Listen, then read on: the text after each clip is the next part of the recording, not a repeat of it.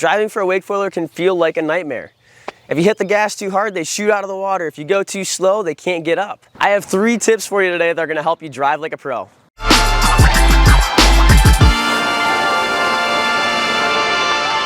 So the first tip is communication. If you don't have good communication in the boat, you're gonna have a really, really bad day. So before anyone even gets into the water, you wanna make sure that the spotter and the rider have a communication set up.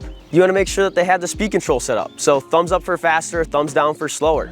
The okay sign for this is a good speed.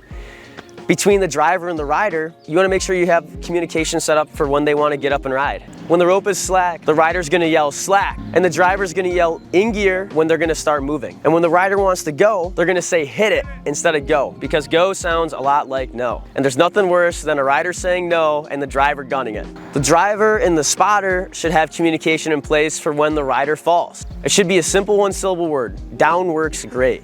This lets the driver know that the rider fell and that the driver needs to stop the motor because the rider fell. Why does this communication matter? Well, with this communication in place, it allows the driver to look ahead. There's nothing worse than a driver looking back at the rider and looking forward constantly. You're gonna run into something or someone. Your job is to drive, not spot.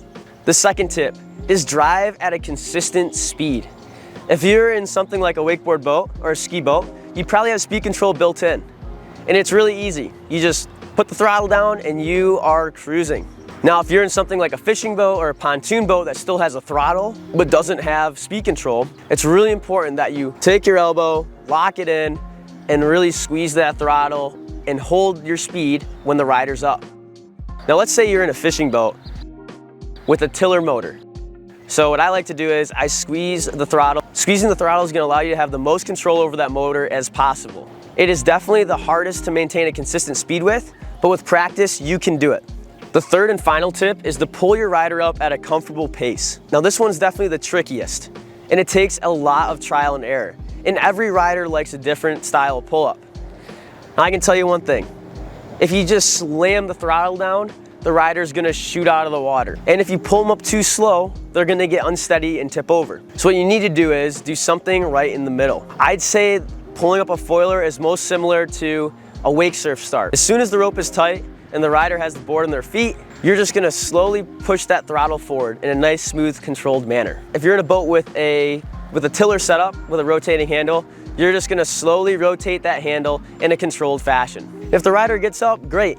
If the rider doesn't get up, use it as a learning experience. Before you try to pull them up again, drive the boat up close to them and ask them, was that too fast or too slow? This simple communication can save hours of progression time for the rider. By keeping these 3 tips in mind, you're gonna be driving like a pro in no time. Just remember, set up clear communication before you start riding. And the second, keep a consistent speed for the rider. It's gonna help them learn how to foil faster.